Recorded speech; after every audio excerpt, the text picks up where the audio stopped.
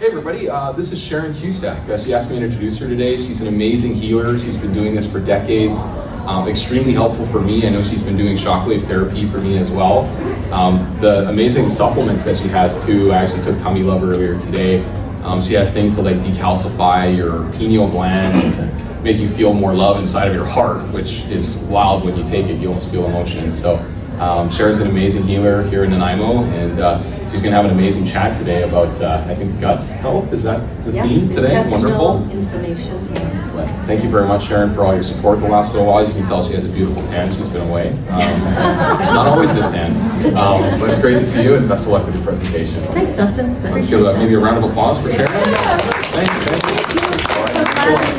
I really appreciate this. A little bit about myself. This was me 5 years ago. And I've been on this journey for many, many years, and decades actually, close to 5 decades actually. And what this woman represented at this point in time was a woman that was very inflamed. A woman that was very inflamed emotionally, very inflamed spiritually, and very inflamed physically. And the first time I've done something like this where I've actually shown myself and really decided to just bear it all and be in this place, because we can turn things around. And that's why I decided to be this inspirational person that is all about age reversal. And we do not need to go into a suffer program. We do not need to live in pain. We do not need to live with inflammation. We do not need to live in the traumas of our past. We have the opportunity, if we decide to focus on it, to move things around, to move through that and then find our purpose. And as a longevity and age reversal coach, I've lived the journey and I'm still living it. It'll never end.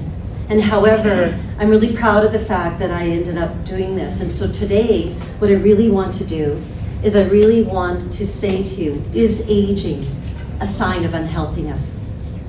Think about that.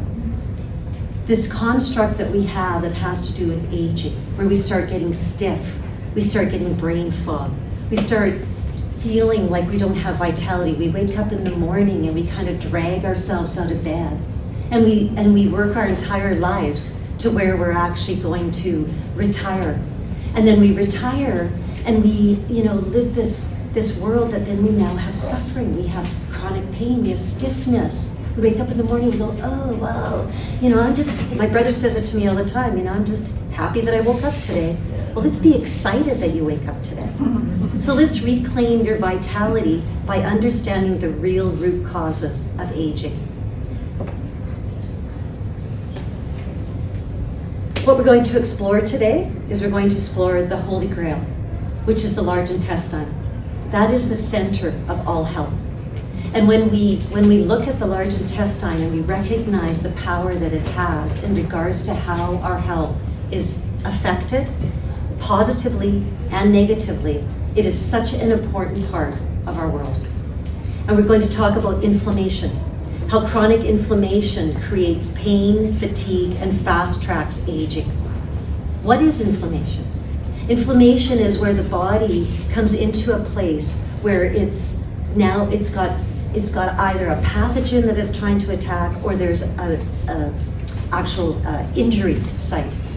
And so then the body produces something called neutrophils, which are basically white blood cells.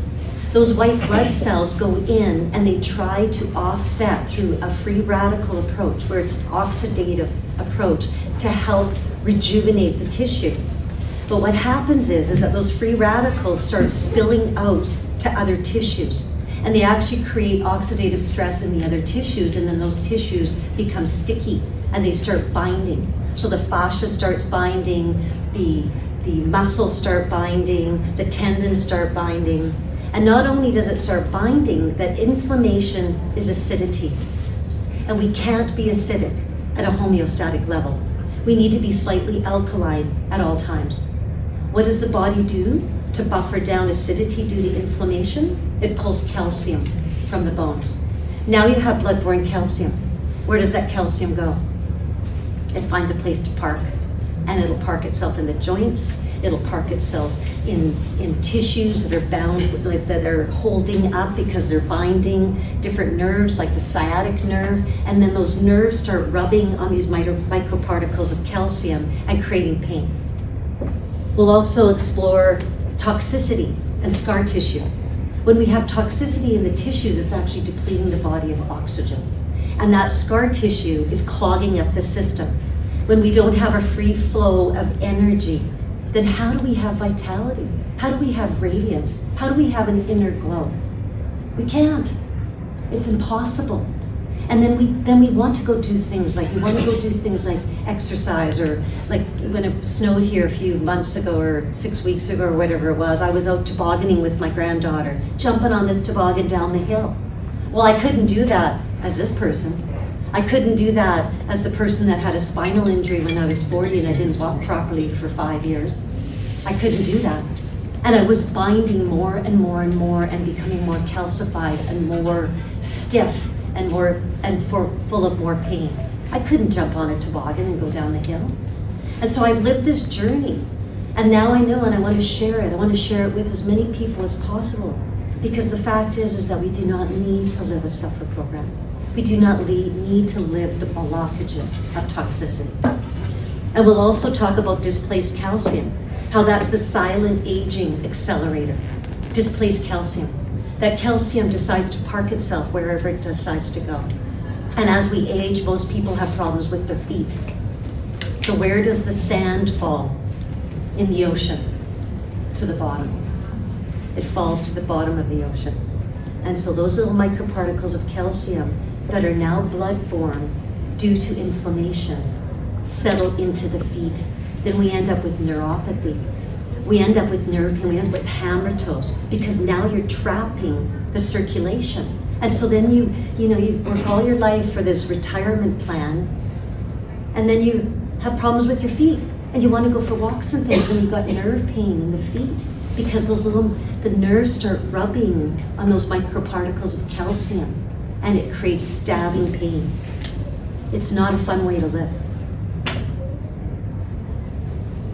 Okay, this is going to time out on me, so I got to make sure I do this. So emotional health, that's also extremely important.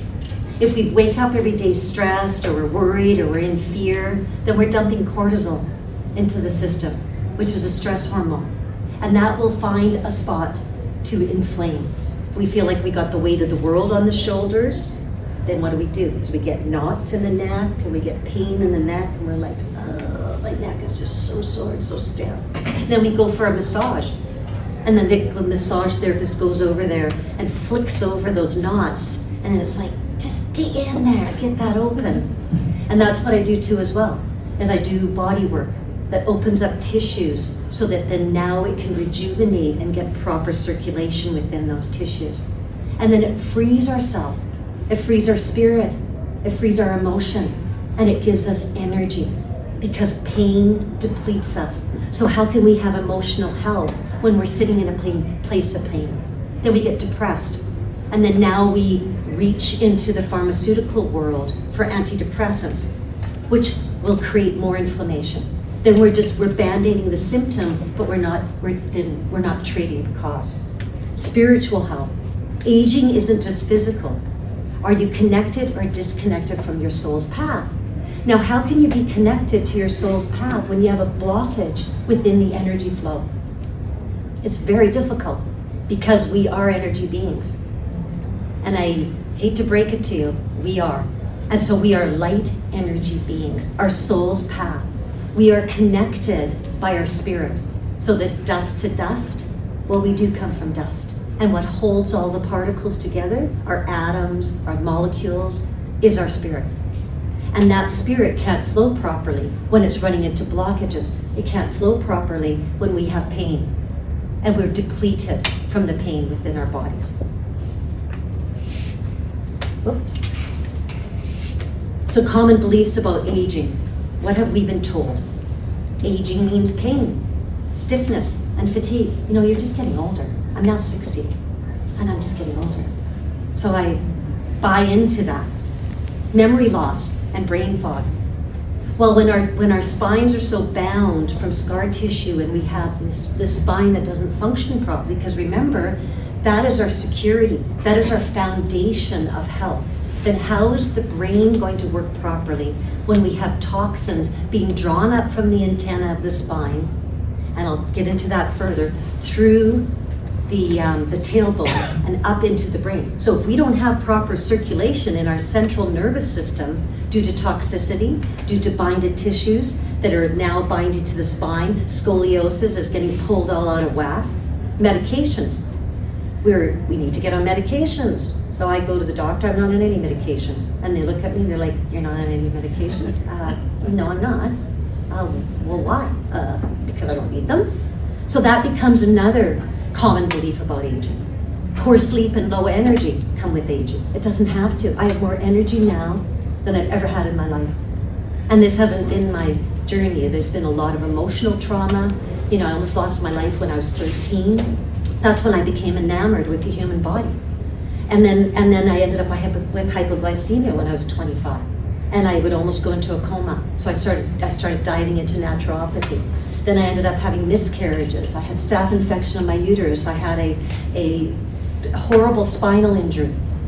So all of that, the body breaks down. I could have just bought into that. I could have gone into a wheelchair. I decided, no, I'm just a little too stubborn to do the wheelchair thing. I'm not going there. So, but what if none of this is actually true? Empowering truths, how we can actually turn back time. What's really possible? Your body can heal at any age, and it can, if we give it the tools and we decide to give it the focus. And it's all about self-love. If we decide to love ourselves enough and look in the mirror and say, you know what, little girl, I love you, and I want to honor you, and I want to cherish you, and I want you to live a life of vibrancy. Let's get back the little girl in us. Let's get back the little boy in us, because that's where we started. So inflammation is actually optional. We don't have to live a world of inflammation.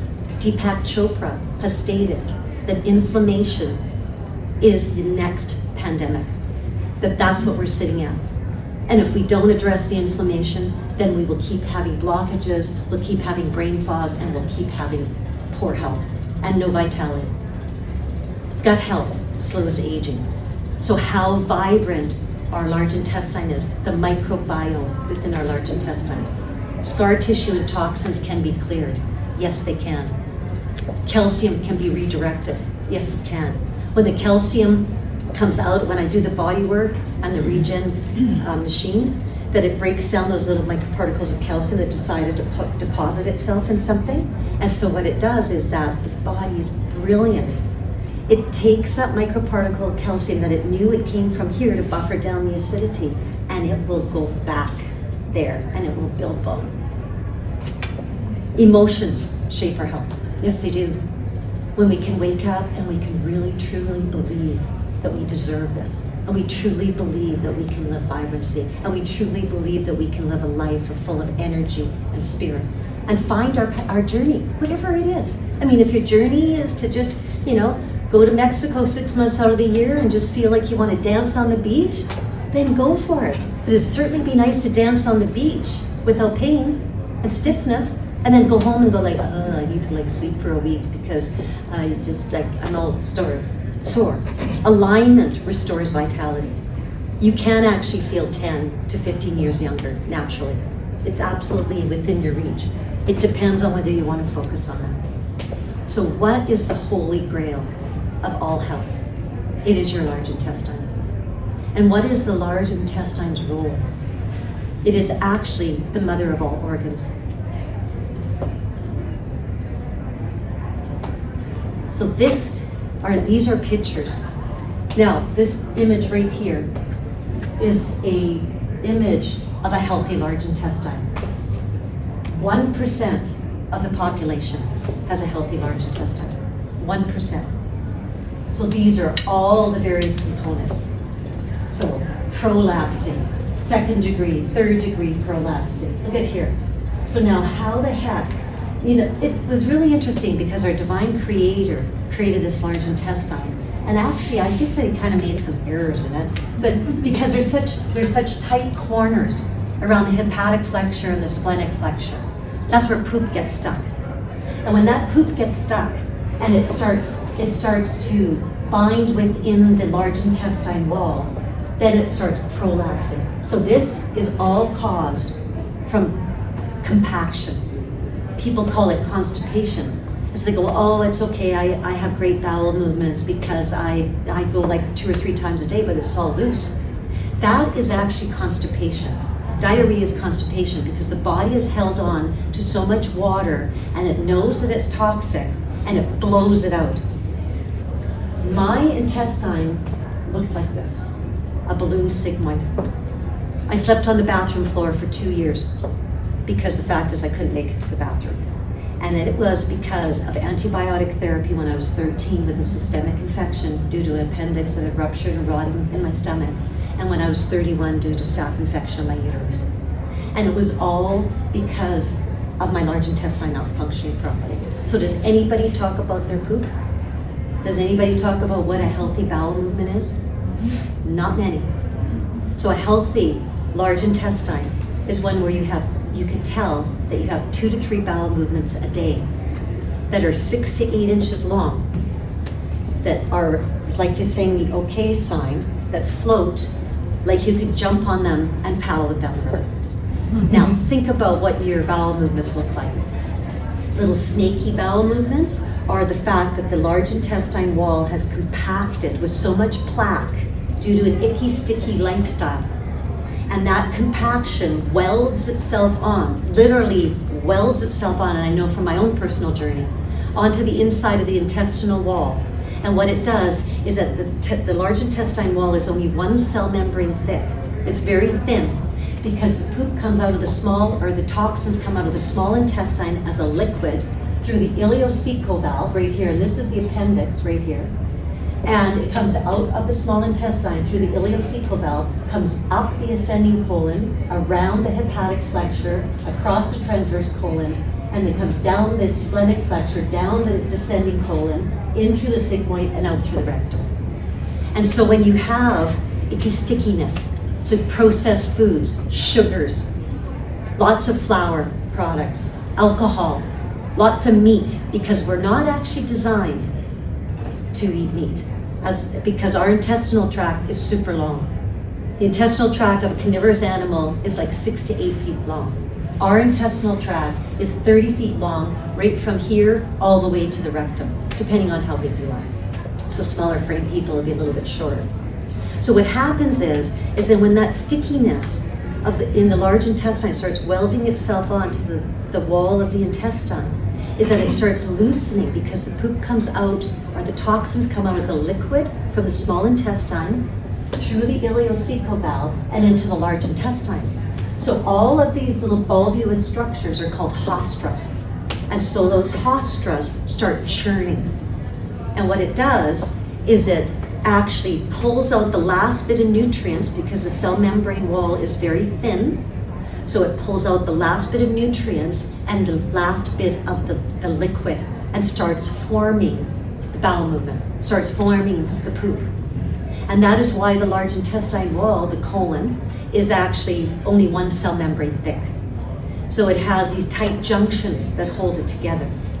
When we are compacted, when we have plaque that has welded itself onto the inside of the intestinal wall, it loosens those tight junctions and it starts leaching putrefaction and infection, because this is poop. This needs to go out. This doesn't need to go into the bloodstream. And it's called leaky gut. So we talk to our doctor and everybody goes, oh yeah, you've got leaky gut. And I've asked so many people in my travels, what part of the gut is leaking? And they're like, I have no idea. That's what's leaking. And so we are leaking infection and putrefaction into our bloodstream. That is creating blood-borne inflammation. So why do people have so many issues here? So what the body does is it creates fat to store toxins. So that is why many people carry weight right around this area, because only 1% of the population has a healthy large intestine, and so it's absorbing, and the body's producing fat to store the toxins. And in a woman, when we can't produce fat fast enough, what is the next best storage shed for toxins? Our breasts. Because it is so full of lymphatic tissue, so that it starts storing the toxin. Then we end up with breast fibroids, then we end up with breast tumors, then we end up with problems with our breasts, and then we end up with lymphatic issues, because lymph cells are much larger than red blood cells, and the body doesn't move it as freely. And so it needs our system to be full, free of toxins, and able to move. So what happens is that then that leaching through the intestinal wall, we need to clean out that plaque, and it can take years. When I was doing my training at this International Training Institute of Health, that there was a fellow, because I do body work, and he was in his early 90s. And this is how long that this can be stuck inside of us. It can be stuck inside of us from a small child. And that's where it started with me. I couldn't wear anything that had elastic around my waist as a child. And I lived in a very traumatic environment. It was fight, flight, with 6 older brothers and an older sister. It was just chaos. You know, you would eat really fast because your brother would steal the food from, you know, what? My mother baked every day. That was great, she baked every day. I mean, that was her loving, caring stuff. But sugar, sugar, sugar, sugar, sugar, inflammation, inflammation, inflammation. And so then I was like, so then I couldn't wear anything that was like tight around my waist. And that was, it started then. So play it forward. I'm down in this International Training Institute, and there's this fellow that's in his early 90s. He was a World War II vet. And we were working on his abdomen, trying to break, because I could do body work into the large intestine and help break away that plaque, because it literally gets welded on there. And he decided to go for colonic therapy. And you can see what's coming out of the tube when you get colonic therapy. And he noticed these little seeds. And he was like, he recognized those seeds from when he was in World War II, that he was stationed, and he was eating this fruit that had those seeds. And he was in his early 90s. And that had been stuck in the layer of the large intestine wall for like 50 years. And he was doing that, and he was starting to clear it. Because when you have that compaction within the intestinal wall, the hostras flatten out. And it needs to do something called hostral churning to move the minerals and the last bit of moisture out through the thin layer of the intestinal wall, and then start forming the poop. So when those hostras are so impacted, they flatten out. So then you don't have the proper churning. And by the way, this is the largest muscle in the body. So when we talk about abdominal tone, it's not to do with all the six-pack. It has to do with the shape of your large intestine. That's what gives us our abdominal strength. So when your large intestine, which is the largest muscle in our body, because it's like 6 to 8 inches long, or 6 to 8 feet long, or 7 to 8 feet, or 8 to 9 feet long, that's a really long muscle. And when it's not healthy, then it doesn't have the strength. And these are all signs of exactly what a spasmatic, and then, you know, diverticulitis. It is basically, you've got poop that's stuck in there, and it starts pushing little pockets because it's deteriorating the walls of the large intestine, and then they get infected. So all of this spasmatic, colitis, and the appendix. I mean, when I was 13, if I would have been given an enema, then I would never have suffered the way I did. Because I had my one and only appendix attack the night before my second oldest brother's wedding, and I decided as a good little girl, because of the emotional component, to sit in a corner and wait for 4 days. And I was 13. And that, I ate corn on the cob that night, and it got stuck in the ileocecal valve, and it ballooned my appendix. I never had another appendix. I never had another appendix attack. I never had one before that. And then my appendix had ruptured, and it was rotting in my stomach. So I fought for my life for like many weeks, because I was a good girl, because I sat in the corner because I didn't want to disrupt this. So how kind of emotional stuff is that? And so then it was really good in many respects, because it started my journey on really becoming enamored with the human body. And then I just was like, okay. And then how subsequently I ended up with hypoglycemia and all these other issues. But it was all to do with the fact that my large intestine wasn't functioning properly. Very important. So 80% of the population is overweight. It's actually overwaste. The waste that is being stored within the tissues. And when there's toxicity in the tissues, it's depleting the oxygen. And all disease is related back to some form of lack of oxygen. So what about the good bacteria and the bad bacteria? We hear about this microbiome. So bad bacteria is anaerobic. It's lacking oxygen. It doesn't like oxygen. When we give it oxygen, it dies. Well, that's what we want it to do. However, we don't breathe properly because we're not taking like big deep breaths, and we are full of anxiety and stress for the most of us, fear because we're afraid of what's going to happen in the future, whatever's going on in the world. And then we don't breathe properly, so we don't get oxygenation. So what it is that right now it's 85% bad bacteria and 15% good bacteria. Well, how can we have a healthy large intestine? What we need to do is we need to flip that around. And that is because we have putrefaction in the large intestine that is creating this unhealthy environment. It's absolutely imperative that we review it. So inflammation and blockages, how does that age the body? So we have inflammation. What happens with inflammation when it comes into the tissues? For example, the spine. I have a lot of inflammation in my spine. So that because the spine doesn't hold itself up on its own. It holds itself up with ligaments and muscles and tendons. That's how the spine holds itself up. With me, I had all this inflammation because I had whiplash all the way from here to here, and corkscrewed my sacrum when I was 40 in a car accident. And so all of those tissues ended up getting sticky from inflammation and bound themselves. So here's the spine. Now, what's the body going to do? Because it's all acidic, it's going to start pulling microparticles of calcium from the spine, and it actually, these tissues started like gluing themselves to my spine. So when that happens, then it pulls the spine out of alignment. You go to a chiropractor and you push the spine back in, and then you go, oh, it feels good for 2 days. And then it's like, oh, but I turned and went, and out it went. Because nothing was done with this that's holding it up.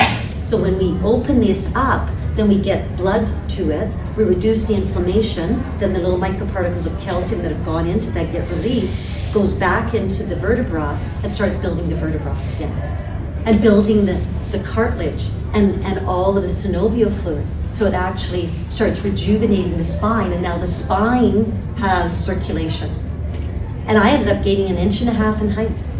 And I ended up, my L3, L4, L5 was actually looked like it was fused because it flattened out so much from my injury that when I opened up those tissues and reduced the inflammation, I got circulation and released the calcium. It started building up the vertebra. Now I got little bumps in it. And the world tells us that, no, we can't build bone. Yes, we can. And those issues create blockages. So here we go. This is one of my favorite slides. So toxicity and scar tissue. When we think of scar tissue, we think of when we got cut in, and then that's the scar, and that is scar tissue, absolutely. If we cut into our abdomen, we cut into any areas of the body. The scar tissue will grow down below it, because I know from my appendix, and it can create a blockage of 2 inches of like sinewy red meat. This is what scar tissue looks like. This is what healthy tissue looks like. Look at this. Now, how is anything going to get through that as far as blood and circulation? None. And so what happened with me is that, so when you have any type of surgery, whether it's on your arm, whether it's on your abdomen is one of the worst. Because the fact is that it can grow scar tissue that can come down like 2 inches, 2 to 3 inches, and create a wall. And woman gets a cesarean, or if you get an appendix, or whatever, tummy tucks, all of it. As soon as you cut in, get your gallbladder, even if you poke a hole in, it'll create, these laparoscopy surgeries or whatever it is, that you poke a hole in, it'll start creating scar tissue. But not only does it do that, it creates adhesions. And those adhesions will grow off like tentacles of the vine, and they will wrap themselves around the large intestine, they'll wrap themselves into the small intestine, they'll attach themselves to your spine, to your hips. I've done treatments on women that had cesarean, and they had so much pain in their hips, and I followed an adhesion that was attached to the hip and got it to release itself so that it would get that hip freed up. And that is how it works. So it goes from healthy tissue to scar tissue, and then you could end up with a tumor. Because when you have infection in the bloodstream, it'll go into tissues, and then the body walls it off. And then it creates fibrins, and it walls it off to protect itself because it doesn't want the infection. Then those fibrins start layering in there more, and then it turns to a fibroid. And then the fibroid becomes out of control because the body's still so inflamed and creates a tumor. So really, it's what's building up in the body. So what about emotions and aging and what your body is holding on to? What are we holding on to? You know, the fact is that, oh, that person did something really awful to me. I'm gonna hold on to that because you know what? I mean, I deserve to feel like that was wrong. But who's it hurting? It's hurting me because they've gone on with their life or whatever. I mean, I'm not even going to project whatever they're doing. And so it's creating this inflammation within inside of us. And fear is really false evidence appearing real. So we can either go walk in love or we can walk in fear. And love has a vibration that allows us to free flow within it and then really get connected to self. And that's how important our emotions are. Our emotions are super, super important. Because the fact is that I can go into a hate mode or I can go into an anger mode and I can change the physiology within me to go so acidic that then now I'm dumping that cortisol right into it and it's going to find a place to park itself. And it's going to park itself wherever the emotional component is. Because every single part of the body has an emotional component. So fear and abandonment go into the kidneys, for example. Anger, the liver. So grief and sorrow into the lungs. The weight of the world on the shoulders into the upper trapezius. So if I'm getting all stressed out because I feel like the weight of the world in the shoulders is like, it's gonna go right there and it's gonna start finding those tissues and it's like, oh, my neck is really sore today because I just went into this anxiety, which I lived for many, many years. Because I grew up in a situation where it was fight or flight. I mean, that's what it was. It was fight or flight. And so it took me a long time to buffer down that program of anxiety. So what are we going to do as far as our emotions? Spiritual health and alignment. So are you going to stay connected to your soul? If we're in a blockage state, how can we truly connect to our spirit? Because our spirit is a free flow energy. It is light energy. How are we flowing with that energy? Your cells are receptors. So we may die, but the broadcast will live on for eternity because we are actually light energy beings.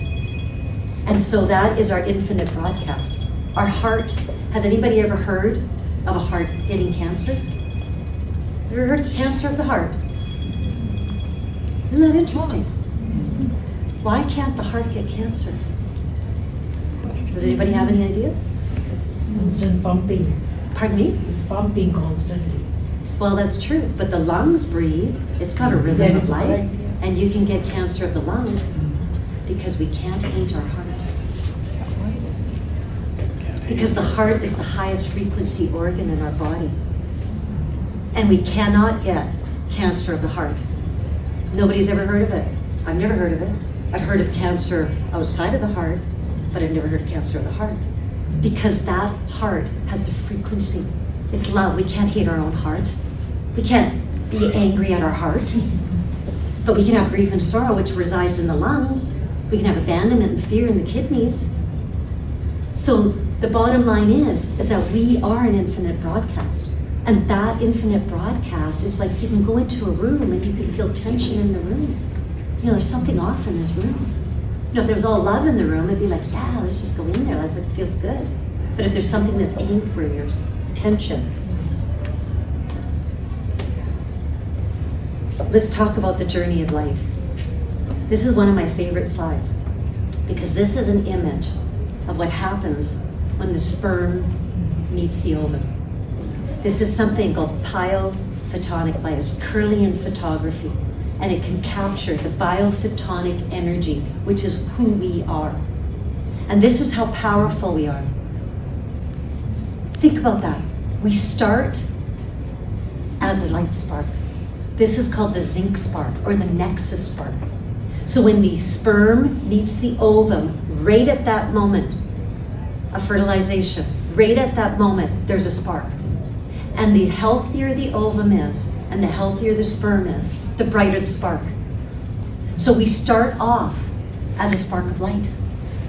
So are we light energy beings? Yes, we are. And when we realize how powerful that is and how we can move our emotions, move our spirituality, go into meditation, find a place of stillness, move out of the busy mind, move out of the mind that's always thinking and worried and getting more facts and whatever it is, and come into a place of stillness, come into a place of consciousness, then we can have an opportunity to get connected to where we started, because that is the start of our life. Because energy can't be destroyed, it can only be transformed. It's true. So we are on this. Our vessel is housing our spirit. That is our spirit. That is our soul.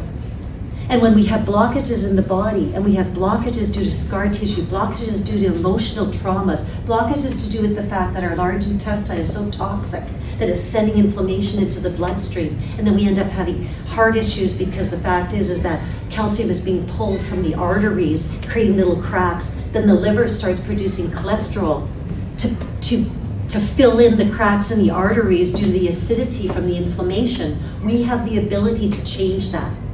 We have the ability to buffer that down. And we have the ability to get back to the place of where it is that we actually started, which was the spark of light. When that sperm and that ovum met and brought your light energy body back into this plane of existence and housed it within this place. So, this is one of my favorite. This is what happens when we move on. This is the visible light leaving the body at the end of life. This is captured, and this is from the first spark to the final glow. So when we die, this is Kirlian photography, biophotonic light that is actually leaving the vessel and moving it into the universe, waiting for its next phase. Because energy cannot be destroyed. It's Newton's law. It can only be transformed. And now they're capturing it using something called biophotonic or Kirlian light.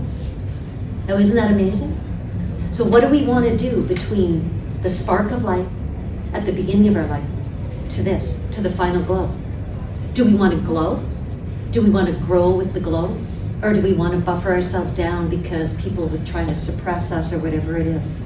I mean, that's our option that we have. Or do we want to clean ourselves up so we can wake up in the morning, or we can turn back the time? The age reversal process. We have that ability if we decide that we're going to love ourselves enough and reconnect to where it is that we came from. That then when we leave this plane of existence, that I would think that anybody that is surrounding us, if we leave this plane of existence in like a bright light, they're just going to be like, whoa, see ya in the next place, because you're going to come back as a spark of life again, potentially, if that's what you choose. So what can we do today? We can make small shifts and have big results. We can cleanse your colon by starting proper hydration. You know, when we have cracks in our poop, or when we get thirsty, we are beyond hydration. We need to drink warm water, not cold water, because we want to reduce the amount of energy that the body's using for anything else other than healing. Because digestion uses up so much energy. And these people that eat like 12 small meals a day, I'm like, you eat all day. Well, you're sure using a lot of energy for eating. I don't know what you're using for healing. And so the thing is that that's why warm water, because when you're cleaning your sink, or you're cleaning your dishes, does it clean better in cold water or warm water? Really important, warm water. So we want to start with hydration, start with fiber and real food. Move away from the processed food. Move back to nature's food, live food. Food that hasn't been cooked the living daylights out of, and then you're like, oh, your body's going like, whoa, okay, like then we have digestion issues, and it's like churning, and we got bloating, and we're tooting, and we're doing all these things. So we want to like lower the inflammation by cutting out sugars, cutting out processed foods. Dairy, one of the most inflammatory foods. Cheese, it has 20 times the casein that mother's milk has. It is so difficult for us. It creates such inflammation, and it's one of the most addictive foods that we can eat. And you know why? Because it fires up the morphine receptors of the cell. That's why I was like, oh, I can't be without my cheese, because it's like, I love my cheese. Well, you love your cheese because it's very addictive. And so we want to, lower the stress, move daily, get out, do like walking meditations, like get yourself into the place of the conscious moment, into the place of peace, into the place of stillness, moving out of that left brain and moving into the conscious moment of being. Because we are human beings. We're not human doings. And we become human doings. So human beings, we want to be within this place. I used to be so accident prone. And I used to trip over stuff and like everything. Because you know what? I was never in the moment. I was always over there. Like, okay, let's do that, to do that. All of a sudden, bang, I hit my head, and then I finally got to the moment where it was like, okay, I think maybe I need to change this program. And now it's like, it's not like I haven't slipped, but the only time I slip or fall is when I'm not here, present. Like a few weeks ago when it snowed and everything, I went to walk out to my car and I was like, what? I went like, because it was black, guys, went right underneath the car, I was looking right at the tailpipe. I was like, ooh, I'm glad I didn't go any further. I got that in my face. And it was only because I was already on the next thing. So you know what? Okay, be here. And it was quite funny because I didn't hurt myself. But it was all because I wasn't there in the moment. I was already over there. I was already like, okay, I got to do this, and it's a journey. But when you can come out and be observer of self and recognize that is when you know that you're really getting it. So, releasing stuck emotions, journaling, breathing. Start breathing, get yourself, because the breath is so important. There's two rhythms of our body, the rhythm of our breathing and the rhythm of our heart. And when we can get connected to those rhythms, then we can walk in the rhythm of life. And isn't it much better to walk in rhythm rather than walking in fear and bumping up against stuff and then trying to force things because our brain says that, I gotta do this, I gotta control that, I gotta whatever. Moving with the flow, finding that rhythm within you, whatever works for you. Whether you get up in the morning and decide to go for a walk and journal and breathe and get centered, have a cup of tea, whatever it is, release those stuck emotions. Because any emotions that have not been dealt with, none of us have been taught how to deal with our emotions as a child. None of us. Like, who knows how to deal with emotions? I mean, I took counseling like 25 years ago, and the guy said to me, okay, so here's a list of feeling words. I looked at the thing, I was like, really? I mean, there was like 100 feeling words. I recognized like 5, angry, sad, happiness, joy, bliss, exaltation. I was like, whoa. I looked at it, I was like, whoa, okay. I guess I gotta get in touch with what emotions are. I had no idea. I couldn't believe it. I was like shocked. Because it wasn't in any way, shape, or form that I was like even in touch with my emotions. I mean, I'm angry and sad and happy. I mean, that was pretty much it. Like, no, exactly, how are you feeling? Good. Well, good's not an emotion. Happy? It's like, I didn't even have a word for it. So anyways, tuning into your spirit, meditating, praying if that works for you. Whatever that looks like. Walk in nature. Get part of nature. Go ground yourself. There's a beautiful, beautiful movie on Netflix called The Earthing Movie. And it is like bringing down inflammation by standing out there on the earth, just like standing there. And it shows instantly. They can't even figure out how fast it works because he's been trying to get, be able to gauge it as far as this fellow that created this movie. Can't even gauge how quickly the inflammation starts coming down by just standing out in the grass. I mean, how cheap is that? Because the fact is that it's like the earth is full of magnetic energy. Like when I could tune into that and I don't even have to pay a dime. Isn't that cool? Do they go out in bare feet? Yes. Okay. Yeah, or Yeah. in the wintertime, you can put wool socks. So as long Okay. as it's like natural fabric, you don't want to put like polyester or whatever on it. Yes. And you Okay. can stand on concrete, even if you don't have grass, concrete, because concrete is natural, right? And so you can stand on concrete. That's right. Depending, there's like a coating on this, right? Yeah. So you can ask better questions. The Sorry, name of the movie we did. the Earthing movie. Yeah, it's on Netflix. It's fabulous, and it talks about this fellow. Yeah, and how he went on his journey and recognized how important it was to just get out there, and how the blood changes, and he actually has like slides of how the blood changed, and he couldn't even define how quickly the inflammation came down because it was that instantaneous. And even he got earthing mats and things. So pardon me? The grounding mats. Yeah, They're- so yes, grounding mats. I got a grounding mat on my bed, and you plug it into you don't plug it in, but you put it into the grounding part of and it's so, when I first started using it, I was having dreams, and I was just it's just I'm going on a trip here, and it settled down after a while. At the end of our session, can we get more information about that from you? Yes, sure, absolutely. Thank you. You're welcome. And you can ask better questions. What's my body trying to tell me? Because your body is always listening. And so start the conversation. Pain is a GPS. Pain is telling us a story. Because many of us, I've done it before in my life, where I've gone to work and this person comes in and is like, how's it going? Oh, it's not going good because my car is making a noise. And I'm just like, I can't live without my car, and I need to get it fixed. And, they go and spend $2,000 on their car, and they're all worried about their car. But, we wake up in the morning, we got a headache, we take a Tylenol. Well, maybe you got a headache for a reason. And so then we ignore it. And then finally it comes out to something that is even more profound, because we decided that to just we only have one body. We can't buy a new one, we can buy a new car. So listen to your body. The movie's The Grounding.